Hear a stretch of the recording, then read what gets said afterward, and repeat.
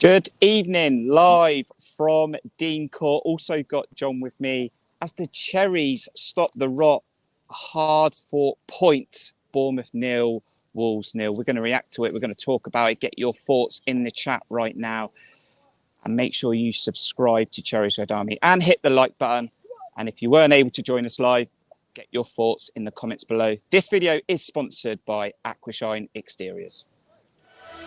This video is sponsored by Aquashine Exteriors, professional jet washing and cleaning services across Bournemouth, Christchurch and Poole, including Dorset, Hampshire and Wiltshire. Are you feeling it's time to get that driveway nice and shiny for when you come home? Or are you wanting to get that guttering tidied up and spotless again? They deliver this, plus much, much more. Please head into the description below where you'll find their details for their website, including the socials, Facebook and Instagram. You also need to find their before and after portfolio.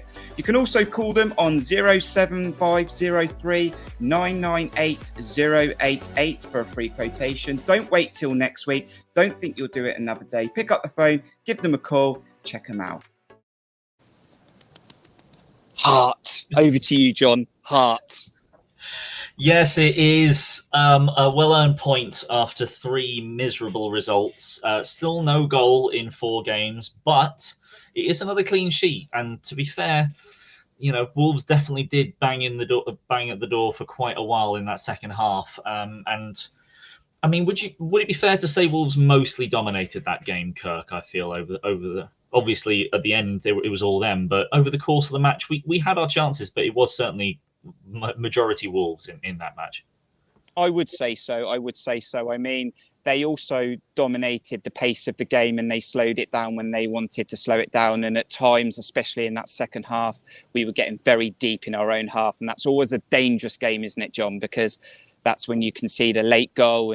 But we had heart, didn't we, tonight? We had passion. I thought the crowd in the stadium were fantastic and smiles on faces. Look, we didn't get the 3 points, but we kept a clean sheet. And that is something we haven't done in the last 3 games. Absolutely. And if we look at the starting lineup, it was somewhat surprisingly, despite what we saw from the names on the list, it was basically a 4-4-2. Billing was certainly playing very close to Dominic Solanke, as much as he did drop in at times to support defensively. He really was very much quite close to Solanke, trying to provide him with as much support as possible. And I would say that we were a little bit lucky in terms of normally when you're a midfield 2 going up a midfield 3, you do tend to get dominated in midfield. However, Neves was consistently dropping in between the centre-backs, and it meant that the midfield battle was a lot more even, and we weren't really sort of hounded out the game in the way I maybe might have expected a different team would have done so. What did you make of the starting lineup choice and how we set up?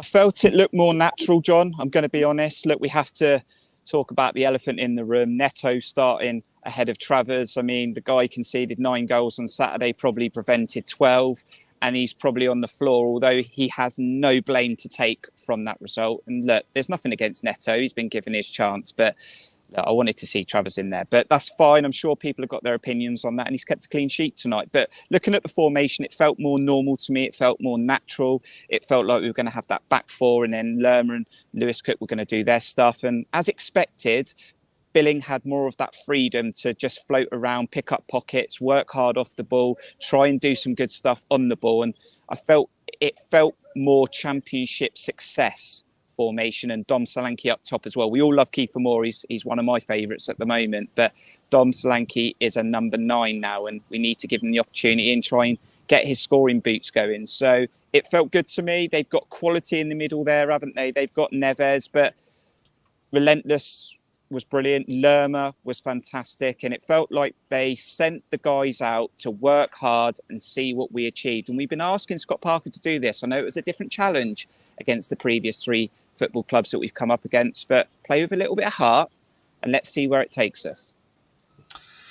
Yes, I agree. I think certainly it was a lot more natural. It was a lot more comfortable. I would say picking out some particular players for me from what I saw, I felt Ryan Christie struggled on the left-hand side. I felt he gave the ball away a lot. He tried to keep hold of the ball far too much in our own third. He was most culpable for us giving away chances in the first half, certainly, and really couldn't produce the passes that we know he has done in the past. Was certainly looked the weakest link in the side. Adam Smith got himself a few fouls against it. We've got one foul in particular against him where he dived into a player, and the foul was given against him, which normally referees don't spot, and I'm glad that was picked up on that, because it is the thing I absolutely despise about Adam Smith's game. But for me, the most outstanding player on the pitch for us, as much as a lot of players shone, I think, was Chris Mepham. I thought he was absolutely outstanding at the back, was so aggressive early on, put in some really tough challenges, and put in a really sensible foul right near the end to get that yellow card after a mistake. Whilst Lloyd Kelly made one particularly bad mistake on the ball in the match and was generally very good, and he has got SofaScore's man of the match with a 7.8 here.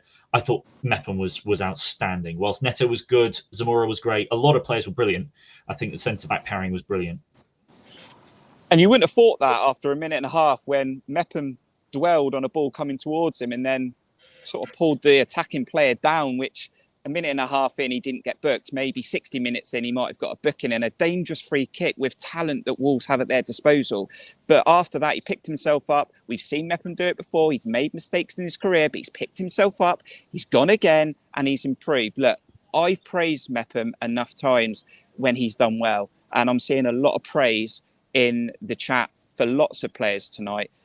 I'll be honest. I'll always be honest. That's how I am. Do I see Mepham as a starting 11 for a 38 Premier League season to keep us up and make us finish 17th? Probably not.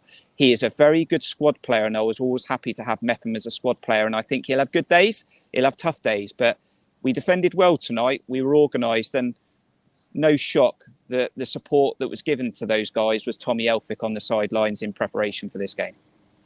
Absolutely. Now, first half, I believe the stats come the end of that was 6 shots to Wolves, 2 on target, and only 1 shot for Bournemouth. Whilst I felt as though we were 1 key pass away from creating a really good opportunity about 4 times in the first half, particularly a couple of nice counter-attacks, winning the ball quite high, it just didn't quite stick. Then at the start of the second half, we actually came out quite brightly. We produced a couple of decent chances, and on another day, something might have broken our way on one of those.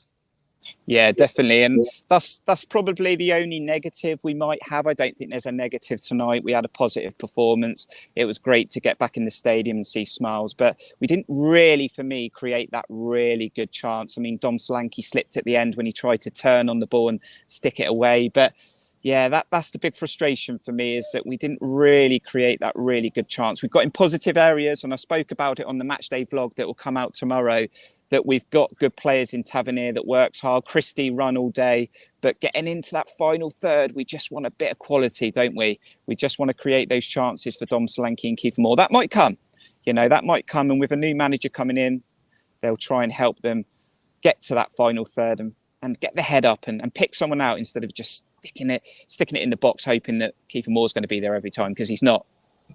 Exactly. And obviously he wasn't brought on till later in the match as well. But I have to say, when you can see this momentum bar over here, we were quite competitive at the start of the second half, up until the point where I feel as though the players were definitely getting tired, and Gary O'Neill took the executive decision, or maybe a group decision, we won't know, to switch to a back 5, go to a 5-3-2.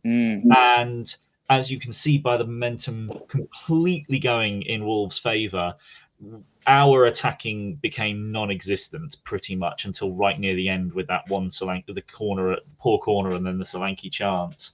And it's an interesting one. I actually felt the players looked quite tired towards the end of the second half. Towards the end of the first half, actually. The end of the first half, I thought quite a few were looking pretty tired. I think Lerma made a lung-busting run right near the end of the second half, and then was basically flat out on the floor for a few seconds after the ball didn't quite reach him and we got a corner from it. But switching to a 5-3-2, I understand it. I think it's a bit risky.